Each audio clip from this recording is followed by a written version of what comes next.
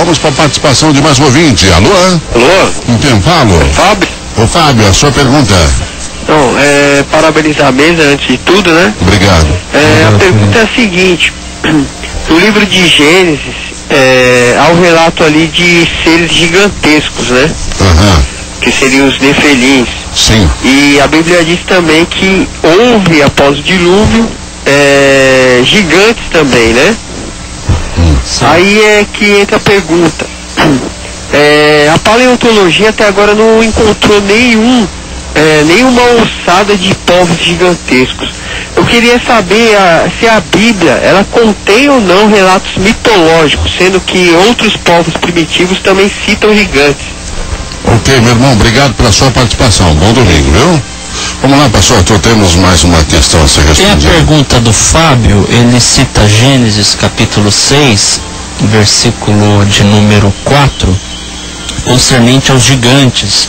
A expressão na NVI significa nefilins, possivelmente gigantes ou homens poderosos. Também tem esse sentido, Fábio, de gigantes e outro sentido de homens poderosos.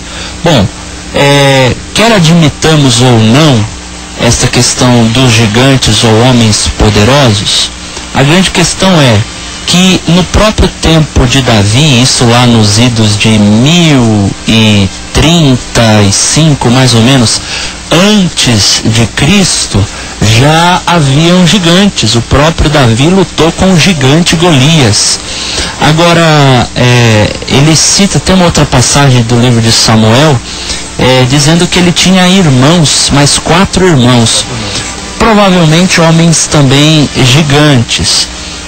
É claro que existe aquela questão a doença do gigantismo e tudo mais. Segundo o livro do Samuel, Marcelo está me falando, 21 e 22, falando dos irmãos de Golias como gigantes, nos quais os valentes de Davi lutaram. Pelas próprias mãos de Davi, seus valentes foram derrotados.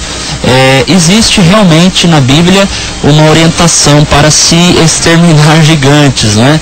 É uma orientação, nós vamos ver isso em algumas passagens.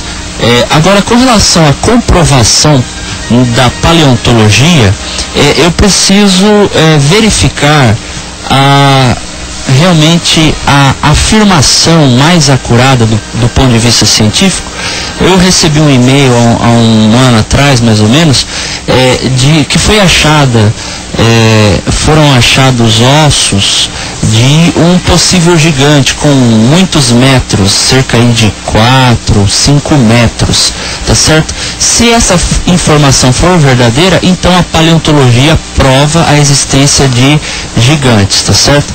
Então, eu daria esta resposta para o Fábio, se alguém quiser complementar. Não, perfeito, pastor Arthur. Por exemplo, Deuteronômio capítulo 3, verso 11, diz assim: porque só Og, rei de Bazã, restou dos gigantes, eis que o seu leito, o leito de ferro, não está em Ramá, dos filhos de Amon, de 9 côvados o seu comprimento. Olha, se estabelecermos a medida do côvado 45 centímetros, 9 vezes 45 dá 5, vai 4, 36, mais 3, 3,90 de comprimento e 4 côvados a sua largura. 4 vezes 45, 20, vai 2, 16, 1,80. Então, 3,90 de comprimento e 1,80 de largura, pastor Barbosa.